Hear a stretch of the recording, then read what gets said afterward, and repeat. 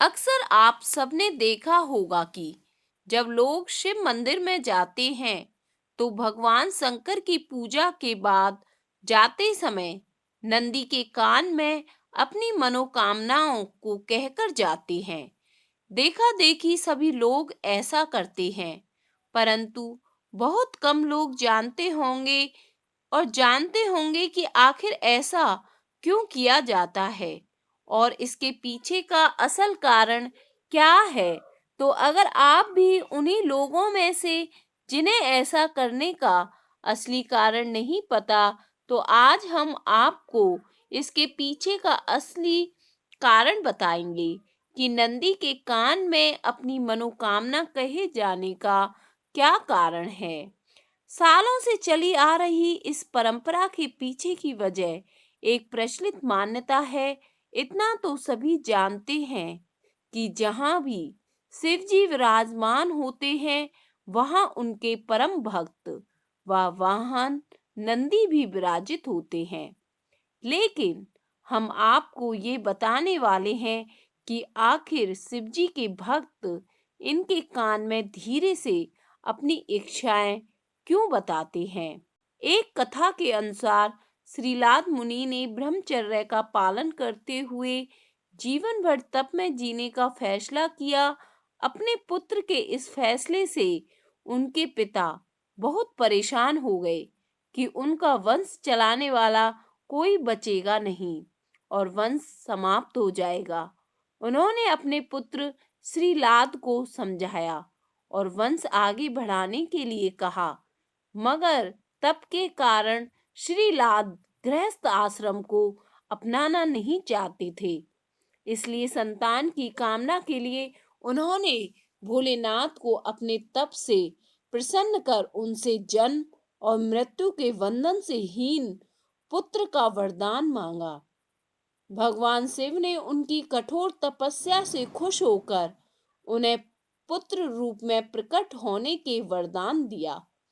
कुछ समय बाद भूमि ज्योत से समय श्रीलाद को एक बालक मिला, जिसका उन्होंने नंदी नाम रख दिया।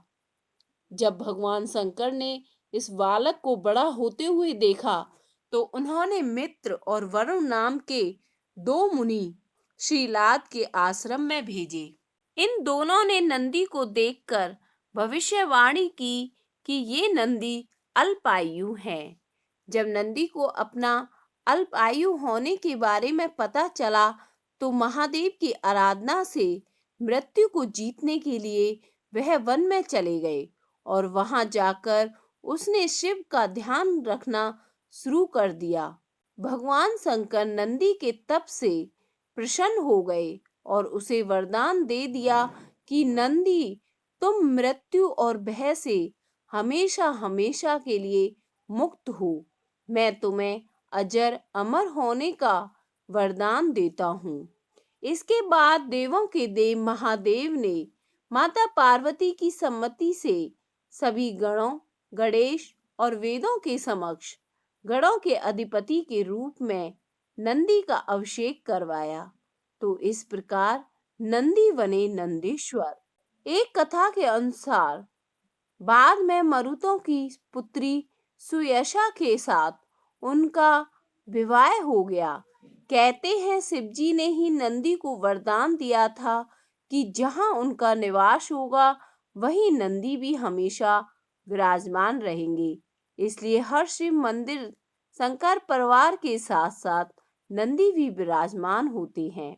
जो भक्त अपने सच्चे मन से शिव जी की पूजा अर्चना करता है, उसकी सभी मनोकामनाएं पूरी होती हैं और भोलेनाथ की कृपा दृष्टि उसके ऊपर हमेशा बनी रहती है।